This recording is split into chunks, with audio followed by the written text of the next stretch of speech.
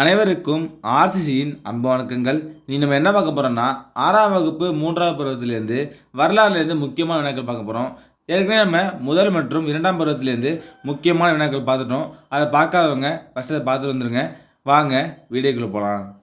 முதல் வினா பாருங்கள். சோழ அரசர்களில் புகழ்பெற்றவன் யார்?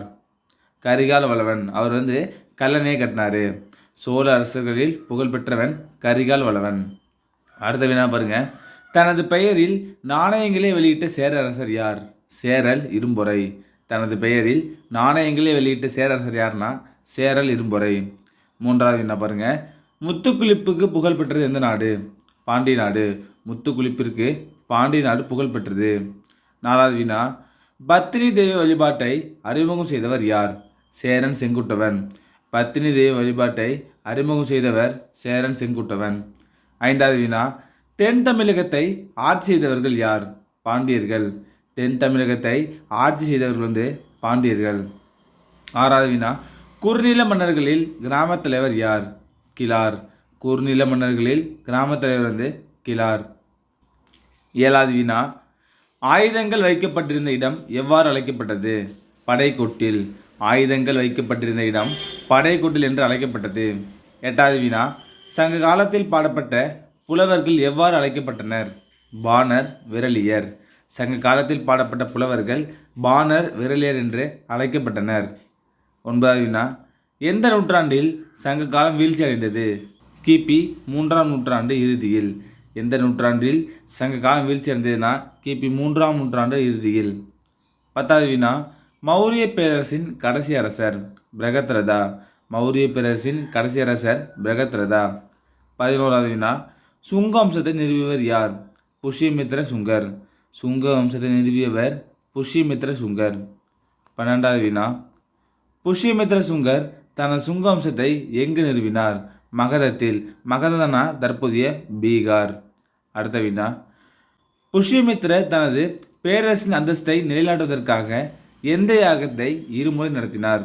அஸ்வமேத யாகம். இந்த அஸ்வமேத யாகம்னா குதிரைகளை பலியிடுதல். 14வது வினா. கடைசி சுங்க அரசர் யார்? தேவபூதி. கடைசி சுங்க அரசர் தேவபூதி. 15வது வினா. சாதவாகனர்கள் வம்சத்தை நிறுவியவர் யார்? சிமுகா. சாதவாகனர்கள் வம்சத்தை நிறுவியவர் சிமுகா. 16வது வினா. சாதவாகன அரச குடும்பத்தின் மாபெரும் மன்னர் யார்னா கௌதமபுத்திர சகர்கனி. 17வது வினா. சாதவாகனரின் கல்லாலான முத்திரை எங்கு கண்டறியப்பட்டது? தாய்லாந்தில் உள்ள நாக்குன் பத்தோம். அடுத்த வினா. கிரேக்கர்களின் சிற்பக்கலைக்கு மிகவும் புகழ் பெற்றது எது? இந்தியாவின் காந்தாரக்கலை பள்ளி. கிரேக்கர்களின் சிற்பக்கலைக்கு மிகவும் புகழ் பெற்றது இந்தியாவின் காந்தாரக்கலை பள்ளி. 19வது வினா. இந்தியாவில் இந்தோ கிரேக்க ஆட்சிக்கு முற்றுப்புள்ளி வைத்தவர்கள் யார்? சாகர்கள். 20வது வினா. குஷானர்களின் கல்வி மையங்களாக செயல்பட்டது எது? தட்சசீலம் மற்றும் மதுரா. குஷானர்களின் கல்வி மையமாக செயல்பட்டது தட்சசீலம் மற்றும் மதுரா. 21வது வினா. குஷான பேரரசர்களில் மாபெரும் பேரரசர் யார்? கனிஷ்கர். குஷான பேரரசர்களில் மாபெரும் அரசர் கனிஷ்கர். 22வது வினா. குஷானர்களில் மிகவும் புகழ்பெற்ற முதல் அரசியல் மற்றும் இராணுவ தளபதி யார்? முதலாம் காட்பிசஸ். 23வது வினா. கனிஷ்கர் எதனை கைப்பற்றி தன் நாட்டுடன் இணைத்து கொண்டார்? காஷ்மீர். கனிஷ்கர் காஷ்மீரை கைப்பற்றி தன் நாட்டுடன் இணைத்து கொண்டார். 24வது வினா.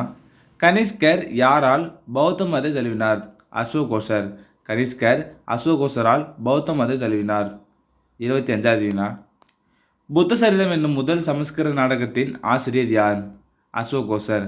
புத்த சரிதம் என்னும் முதல் சமஸ்கிருத நாடக நூலின் ஆசிரியர் அசோகோசர். 26வது வினா. குப்த அரசவம்சத்தை நிறுவியவர் யார்? ஸ்ரீகுப்தர். குப்த அரசவம்சத்தை நிறுவியவர் ஸ்ரீகுப்தர். 27வது வினா. நாணயங்களில் முதலாக இடம்பெற்ற குப்த பேரரசின் வடிவம் ஸ்ரீகுப்தர். 28வது வினா. சமுத்திரகுப்தரின் ஆட்சிக்கான மிக முக்கியமான சான்று அலகாபாத் கல்தூண். சமுத்திரகுப்தரின் ஆட்சிக்கான மிக முக்கியமான சான்று அலகாபாத் கல்தூண். அடுத்த வினா. தென்னிந்தியாவில் பல்லவ நாட்டு அரசரான யாரை சமுத்திரகுப்தர் தோற்கடித்தார்? விஷ்ணுகோபனை. தென்னிந்தியாவில் பல்லவ நாட்டு அரசரான விஷ்ணுகோபனை சமுத்திரகுப்தர் தோற்கடித்தார். அடுத்த வினா. குப்த அரசர்களில் விஷ்ணு பக்தராக திகழ்ந்தவர் யார்? சமுத்திரகுப்தர். குப்த அரசர்களில் விஷ்ணு பக்தராக திகழ்ந்தவர் சமுத்திரகுப்தர். 31வது வினா, குதிப்பினாருக்கு அருகே உள்ள இரும்பு தூண் யாரால் உருவாக்கப்பட்டது? 2ஆம் சந்திரகுப்தர். அதில் முதலாம் சந்திரகுப்தர் பற்றிய குறிப்புகள்லாம் இருக்கும். அடுத்த வினா, 2ஆம் சந்திரகுப்தர் காலத்தில் இந்தியாவுக்கு வந்த சீன பயணி யார்? பாக்யான். 2ஆம் சந்திரகுப்தர் காலத்தில் இந்தியா வந்த சீன பயணி யார்? பாக்யான். 33வது வினா, நவரத்தினங்கள் யாருடைய அவையை அலங்கரித்தனர்? 2ஆம் சந்திரகுப்தர். நவரத்தினங்கள் 2ஆம் சந்திரகுப்தர் அவையை அலங்கரித்தன. 34வது வினா பாருங்க, நாலந்தா பல்கலைக்கழகத்தை கட்டியவர் யார்? குமாரகுப்தர். நாலந்தா பல்கலைக்கழகத்தை கட்டியவர் யார்னா குமாரகுப்தர். 35வது வினா, நிதிச்சாரம் என்ற நூலை எழுதியவர் யார்? காமாந்தகர். நிதிச்சாரம் என்ற நூலை எழுதியவர் காமாந்தகர். அடுத்த வினா, நாலந்தா பல்கலைக்கழகத்தில் யார் பௌத்த தத்துவத்தை பற்றி படிப்பதில் பல ஆண்டுகள் செலவழித்தார்? Yuan Chwang. 37வது வினா, குப்தர்களின் நாணய அமைப்பு முறையை அறிமுகப்படுத்தியவர் யார்? சமுத்திரகுப்தர். குப்தர்களின் நாணய அமைப்பு முறையை அறிமுகப்படுத்தியவர் யார்? சமுத்திரகுப்தர். 38வது வினா, குப்தர்களின் பொற்காசுகள் எவ்வாறு அழைக்கப்பட்டன? தினாரா. குப்தர்களின் பொற்காசுகள் தினாரா என்று அழைக்கப்பட்டன. 39வது வினா, குப்தர் காலத்தில் பின்பற்றப்பட்ட முறை என்ன? சதி என்னும் உடன்கட்டை ஏறுதல். குப்தர் காலத்தில் சதி என்னும் உடன்கட்டை ஏறுதல் பின்பற்றப்பட்டது. 40வது வினா, யார் தனது நூலான சூரிய சித்தாந்தாவில் சூரிய சந்திர கிரகங்களுக்கான உண்மை காரணங்களை விளக்கியவர்? ஆரியப்பட்டா. 41வது வினா, மருத்துவத்துறையில் புகழ்பெற்ற அறிஞர் யார்? தன்வந்திரி. மருத்துவத்துறையில் புகழ்பெற்ற அறிஞர் தன்வந்திரி. 42வது வினா, அறுவை சிகிச்சை முறை பற்றி விளக்கிய முதல் இந்தியர் யார்? சுஷ்ருதர். அறுவை சிகிச்சை முறை பற்றி விளக்கிய முதல் இந்தியர் சுஷ்ருதர். 43வது வினா, வர்த்தன அரச வம்சத்தின் புகழ்பெற்ற அரசர் யார்? ஹர்ஷவர்த்தனர். வர்த்தன அரச வம்சத்தின் புகழ்பெற்ற அரசர் ஹர்ஷவர்த்தனர். 44வது வினா, வட இந்தியாவின் பெரும்பாலான பகுதிகளை ஒருங்கிணைத்தவர் யார்? ஹர்ஷர். வட இந்தியாவின் பெரும்பாலான பகுதிகளை ஒருங்கிணைத்தவர் ஹர்ஷர். 45வது வினா, ஹர்ஷர் முதலாக யுவான் சுவாங்கை எங்கே இடத்தில் சந்தித்தார்? கஜன்கலா. ஹர்ஷர் முதலாக யுவான் சுவாங்கை எந்த இடத்தில் சந்தித்தார்னா கஜன்கலா. 46வது வினா, இந்தியாவில் கடைசியாக பௌத்தத்தை பின்பற்றிய கடைசி அரசர் ஹர்ஷர். இந்தியாவில் கடைசியாக பௌத்தத்தை பின்பற்றிய அரசர் ஹர்ஷர். 47வது வினா, உணவுக்காக மிருகங்களை கொள்வதை தடை செய்தவர் யார்? ஹர்ஷர். உணவுக்காக மிருகங்களை கொள்வதை தடை செய்தவர் ஹர்ஷர். 48வது வினா, புனித யாத்திரிகளின் இளவரசன் அழைக்கப்படுவோர் யார்? Yuan Chwang. புனித யாத்திரிகளின் இளவரசன் யார்னா யுவான் சுவாங். 49வது வினா, யுவான் சுவாங் யாருடைய ஆட்சி காலத்தில் இந்தியாவுக்கு வந்தார்? ஹர்ஷருடைய ஆட்சி காலத்தில். யுவான் சுவாங் ஹர்ஷரோட ஆட்சி காலத்தில் இந்தியாவுக்கு வந்தார். அடுத்த வினா, கான்ஸ்டாண்டினோபிள் நகரை உருவாக்கியவர் யார்? முதலாம் சந்திரகுப்தர். கான்ஸ்டாண்டினோபிள் நகரை உருவாக்கியவர் முதலாம் சந்திரகுப்தர்.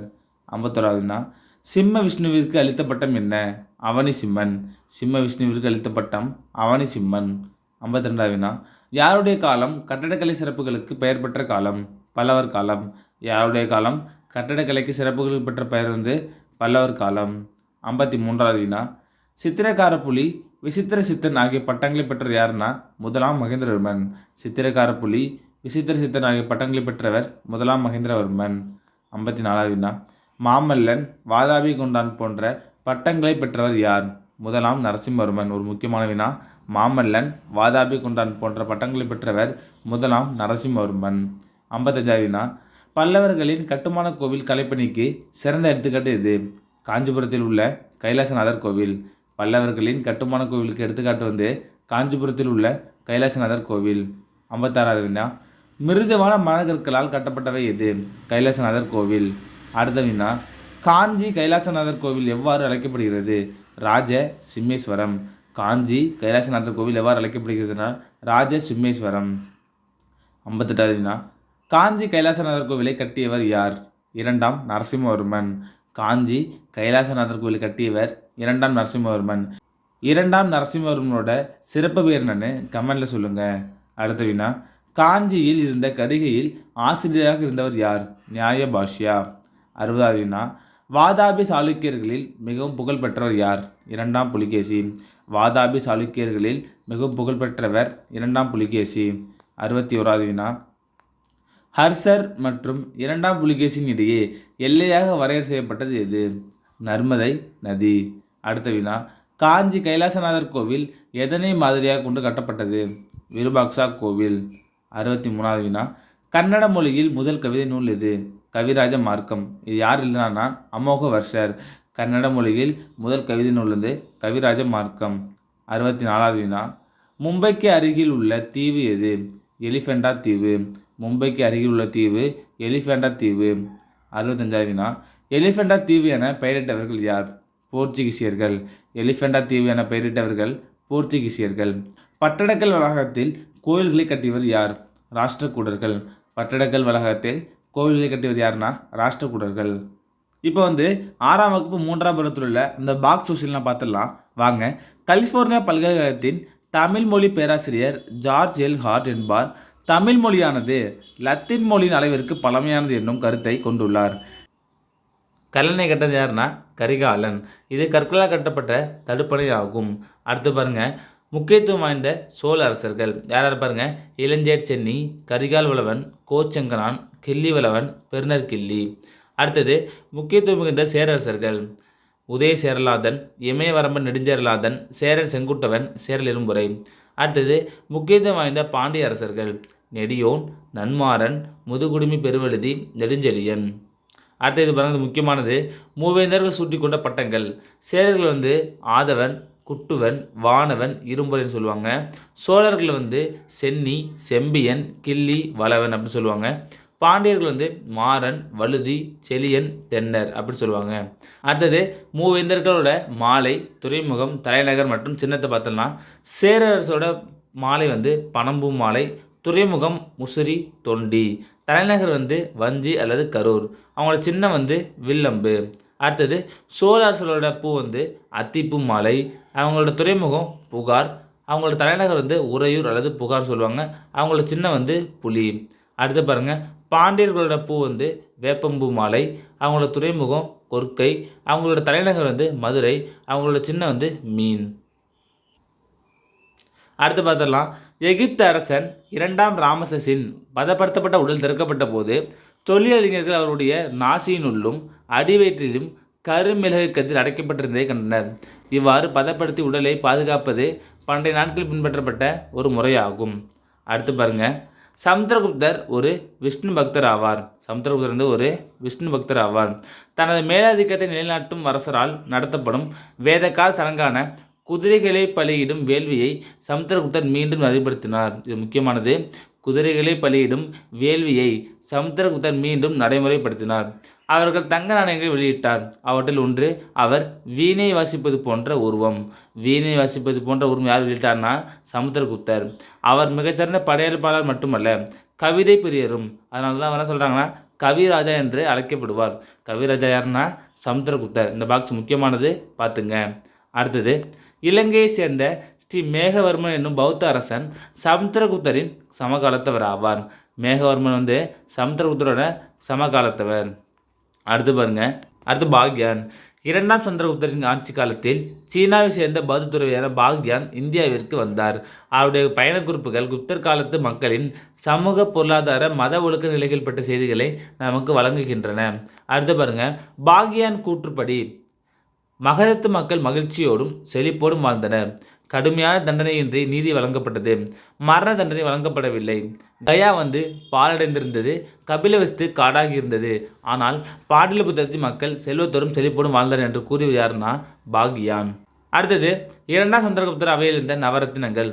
காளிதாசர் வந்து சமஸ்கிருத புலவர், ஹரிசேனர் சமஸ்கிருத புலவர், அமரசிம்மர் வந்து அகராதியல் ஆசிரியர், தன்வந்திரி வந்து மருத்துவர், காக்கபானகர் வந்து ஜோதிடர், சன்கு வந்து கட்டடக்கலை நிபுணர், வராகமிகிரர் வந்து வானிலறிஞர், வராச்சி வந்து இலக்கண ஆசிரியர் மற்றும் சமஸ்கிருத புலவர், விட்டல்பட்டர் வந்து மாய வித்தைக்காரர். இது முக்கியமானது. 9 நல்லா பார்த்துங்க. அடுத்தது, பிரசஸ்தி அல்லது மெய்கீர்த்தி அப்படின்னு என்ன பார்த்தீங்கன்னா, பிரசஸ்தி என்பது ஒரு சமஸ்கிருத சொல். அதன் பொருள் ஒருவரை பாராட்டி புகழ்வதாகும். இதான் முக்கியமான நல்லா பார்த்துங்க. அடுத்தது, லிச்சாவி பழமையான கனசங்கங்களில் ஒன்றாகும். அதனுடைய ஆட்சி பகுதி கங்கை நதிக்கும் நேபாள் நாட்டிற்கும் இடைப்பட்டதாக உள்ளது. அடுத்தது பாருங்க, 2ஆம் சந்திரகுப்தரின் பட்டப்பெயர்கள் பாருங்க. விக்ரமாதித்யர், நரேந்திர சந்திரர், சிம்மசந்திரர், நரேந்திர சிம்மர், விக்ரம தேவராஜர், தேவகுப்தர், தேவஸ்ரீ. இதே போல் பட்டங்கள் யாரோடதுன்னா 2ஆம் சந்திரகுப்தரோடது. அஸ்வகோசர் புத்த சரிதம் என்னும் முதல் சமஸ்கிருத நாடகத்தின் போற்றப்படும் ஆசிரியர் ஆவார். இது முக்கியமானது, நல்லா பார்த்துங்க. அடுத்தது சமஸ்கிருத மொழியின் 2வது இலக்கண ஆசிரியர் யாருன்னா பதஞ்சலி. அவர் புஷ்யமித்திரர் ஆதரித்தார். அடுத்து பாருங்க, முசிறி முதல் பேரங்காடி. ரோம் நாட்டைச் சேர்ந்த பிளினி தன்னுடைய இயற்கை வரலாறு என்ற நூலில் முசிறியை இந்தியாவின் முதல் பேரங்காடு என குறிப்பிட்டுள்ளார். இது இந்த வருஷம் உள்ள குரூப் 4 கொஸ்டின். இது நல்லா பார்த்துங்க. ரோமானியரின் குடியிருப்பு இருந்த முசிறியில் அகஸ்டஸ் கடவுளுக்காக கட்டப்பட்ட கோயில் ஒன்று கட்டப்பட்டிருந்தது. கிமு 2ஆம் நூற்றாண்டை சேர்ந்த பாபிரஸ் ஒப்பந்த பத்திரத்தில் வியன்னாவில் அருங்காட்சியகத்தில் உள்ளது. அதில் என்ன சொல்லியிருப்பாங்கன்னா, அலெக்சாண்ட்ரியா சேர்ந்த வணிக ஒருவருக்கும் முசிறியை சேர்ந்த ஒரு வணிகர்களுக்கும் இடைப்பட்ட வணிக ஒப்பந்தம். இதில் முக்கியமான என்ன பார்த்தீங்கன்னா, இந்தியாவின் முதல் பேரங்காடு எதுனா முசிறி. குப்தர் காலத்தில் நிலங்களை வகைப்படுத்துதல் பாருங்கள்.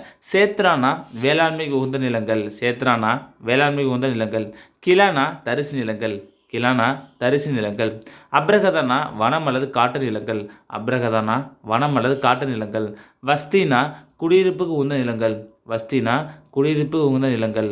கபத சரகானா மேய்ச்சல் நிலங்கள், கபத சரகானா மேய்ச்சல் நிலங்கள். இதெல்லாம் முக்கியமானது, நல்லா பார்த்துங்க. அடுத்தது சிரேஸ்தினா, சிரேஸ்தி பிரிவை சார்ந்த வணிகர்கள் ஓரிடத்தில் நிறையாக வணிகம் செய்வாங்க. சார்த்தவகனா இடம் விட்டு இடம் பல்வேறு இடத்துக்கு வணிகம் செய்வாங்க.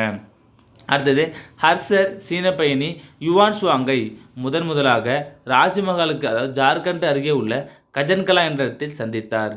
அடுத்து பாருங்கள், நாலந்தா பல்கலைக்கழகம். நாலந்தா பல்கலைக்கழகம் 5ஆம் மற்றும் 6ஆம் நூற்றாண்டில் குப்த பேரரசின் ஆதரவில் தழைத்தோங்கியது. பின்னர் கன்னௌசி சேர்ந்த பேரரசர் ஹர்ஷரின் ஆதரவில் இது சிறப்புற்றது. இதை கட்டினது யாருன்னு பார்த்தீங்கன்னா குமாரகுப்தர். அடுத்தது பாருங்கள், குப்தர்களின் நாணய அமைப்பு முறையை அறிமுகப்படுத்தியது யாருன்னா சமுத்திரகுப்தர். குஷானர்களின் நாணயங்கள் சமுத்திரகுப்தருக்கு உந்துதலை வழங்கின. குப்தர்களின் பொற்காசு தினாரா என்று அழைக்கப்பட்டன. குப்தர்கள் வெளியிட்ட பொற்காசுகளை விட வெள்ளி செப்பு காசுகள் குறைவாக வெளியிடப்பட்டன. குப்தர் அடுத்து வந்த காலத்தில் பொற்காசுகளின் சுழற்சியில் வீழ்ச்சி ஏற்பட்டது. அது பேரரசனுடைய வழங்கின் வீழ்ச்சியை சுட்டிக்காட்டுவதாக உள்ளது. அடுத்து பாருங்கள், புனித யாத்திரைகளின் இளவரசன் யாருன்னா யுவான் சுவாங். ஹர்ஷரின் ஆட்சியின் போது இந்தியாவுக்கு வந்தார். கேட்பாங்க, ஹர்ஷரின் ஆட்சியின் போது இந்தியாவுக்கு வந்த சீன பெண் யாருன்னா யுவான் சுவாங். அடுத்தது அவர் எழுதிய நூல் சியூக்கி. அடுத்து பாருங்கள், அரசர்களின் பெயர்கள் மற்றும் பட்டங்கள். சிம்மவிஷ்ணுவோட பட்டம் அவனி சிம்மர். முதலாம் மகேந்திரனோட பட்டப்பெயர் சங்கீரணஜதி, மத்த விலாசன், குணபாரன், சித்திரகார புலி, விசித சித்தன். அடுத்த வினா, முதலாம் நரசிம்மரோட பட்டப்பெயர் மாமல்லன், வாதாபி கொண்டான். அடுத்து பாருங்கள், முதலாம் நரசிம்மவர்மனின் படைத்தளபதி யாருன்னா பரஞ்சோதி, திருத்தொண்டர் நாயன்மார்கள் ஒருவர் என பிரபலமாக அறியப்பட்டார். பரஞ்சோதி வாதாபி படையெடுப்பில் பல்லவர் படைக்கு தலைமையேற்று நடத்தினார். அதன் வெற்றிக்கு பின்னர் மனமாற்றம் பெற்ற அவர் சிவபக்தராக மாறினார் என்று எந்த நூல் சொல்லுதுன்னா பெரிய புராணம். இது முக்கியமானது, நல்லா பாருங்கள். முதலாம் நரசிம்மவர்மனோட படைத்தளபதி யாருன்னா பரஞ்சோதி. அடுத்தது ஐகோல் கல்வெட்டு. இக்கல்வெட்டு ஐகோலில் உள்ள பாகல்கோட் மாவட்டம், கர்நாடகா. இது சாளுக்கிய அரசின் 2ஆம் புலிகேசின் அவைக்கல புலவரான ரவிகீர்த்தி என்பவரால் சமஸ்கிருத மொழியில் எழுதப்பட்டது.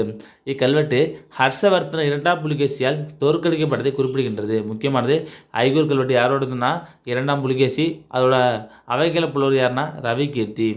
அடுத்து பாருங்கள், பட்டடக்கல். யுனெஸ்கோ உலக பாரம்பரிய சின்னம்.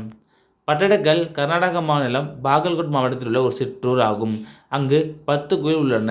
அவற்றில் 4 வட இந்திய பாணியான நகர பாணியிலும் மற்றுமுள்ள 6 தென்னிந்திய திராவிட பாணியிலும் கட்டப்பட்டுள்ளன. விருபாக்சா கோவிலும் சங்கமேஸ்வர கோவிலும் திராவிட பாணியிலும், பாப்பநாதர் கோவில் நகர பாணியிலும் அமைந்துள்ளன. அடுத்து பாருங்க, விருபாக்சா கோவில் காஞ்சி கைலாசநாதர் கோவிலை மாதிரியாக கொண்டு கட்டப்பட்டுள்ளது. இக்கட்டுமான பணியில் காஞ்சிபுரத்திலிருந்து வரவழைக்கப்பட்ட சிற்பிகள் ஈடுபடுத்தப்பட்டனர். இது முக்கியமானது, நல்லா பார்த்துங்க. நண்பர்களே, இன்றைக்கி நம்ம 6ஆம் வகுப்பு 3ஆம் பருவத்திலேருந்து வரலாறுலேருந்து முக்கியமான வினாக்கள் பார்த்தோம். நன்றி, வணக்கம். நாளை மற்றவர்களை சந்திப்போம்.